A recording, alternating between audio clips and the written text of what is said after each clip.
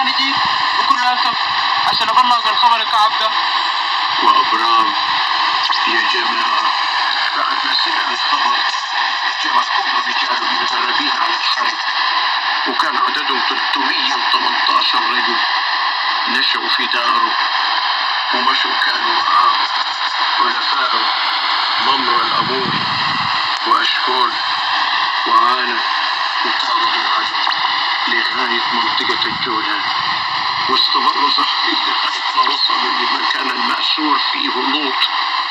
وفي الليل أبرام قسم جيشه وهجم على جيش العدو من اتجاهات مختلفة.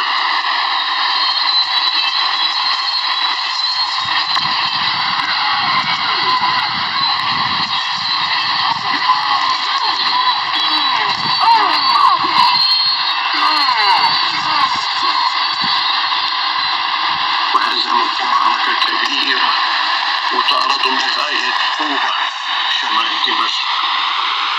وأبرام فك وجهه لوط وفك معه كل المأسورين ورجع كل الأملاك المنهوبة في أثناء رجوعه من المعركة.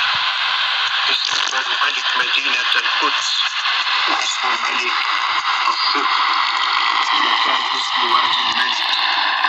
هل كان قريب من القدس؟ والملك الصدق ده كان رجل دين تقي اصطفاه الله.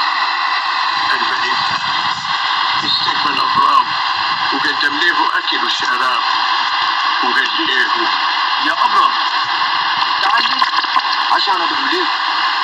الله يبارك فيك.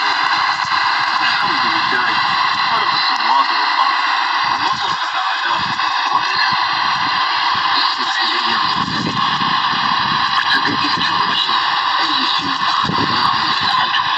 وأبرام فعلا أتى ملك الصدق يوسف غنيمة الحرب. وكمان كان في ملك تاني هو ملك سدوم. ملك سدوم ده استقبل أبرام وقال له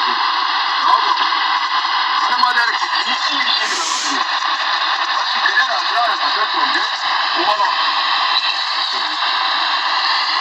أنا أخذت بالله سبحانه وتعالى خالق السماوات والأرض أن يستهلكم كل شيء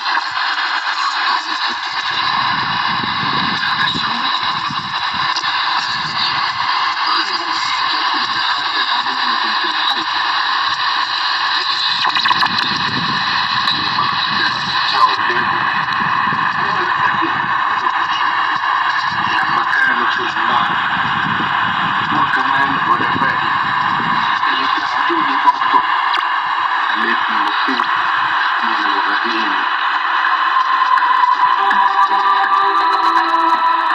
وبعدك الله سبحانه وتعالى جاء بأبرام في رؤية ما تخاف يا أبرام أنا حأحميك وأجرك عندي عظيم. ولكن أبرام قال يا رب أشكرك على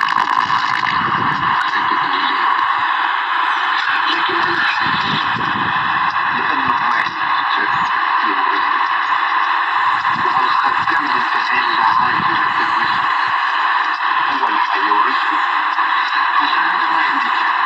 والله سبحانه وتعالى قال يا أبرام لا يا أبرام الخدام بتاعك ده ما حيورثك ابنك الحتلي هو اللي حيورثك. وبعد كده الله طلع أبرام برا البيت وقال له يا أبرام عين لي السماء وعين لي الجمعة لو بتقدر ذريتك برضه عددها حيكون كبير وما يتعدى بسهولة. وأبرام طبعا يا جماعة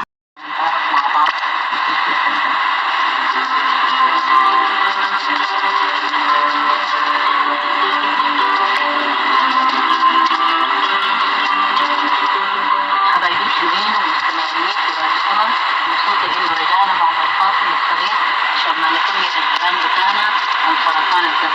زي ما اتفقنا في نهاية الحلقة اللي فاتت أو ادينا تعريف خفيف إنه سرطان الدم هو زيادة في إنتاج خلايا الدم إذا كانت كرات بيضاء أو حمراء أو صفائح دموية. والزيادة دي قد تكون عندها سبب وقد تكون زيادة بدون سبب. الزيادة لو في سبب نشوف الأسباب شنو.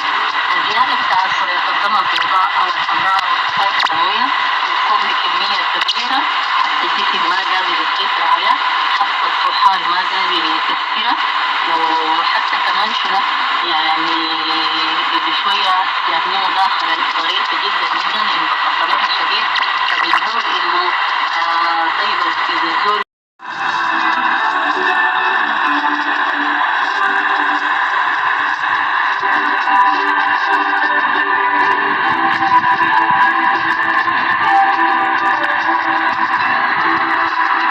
مستمعينا الأفاضل، إن كانت برامجنا باللغة العربية نرجو أن تكونوا استمتعتوا واستفدتوا منها. ولو عندكم أي استفسارات ممكن تتواصلوا معنا على رقم التليفون 035 79 76 56 35 9. الرقم مرة ثانية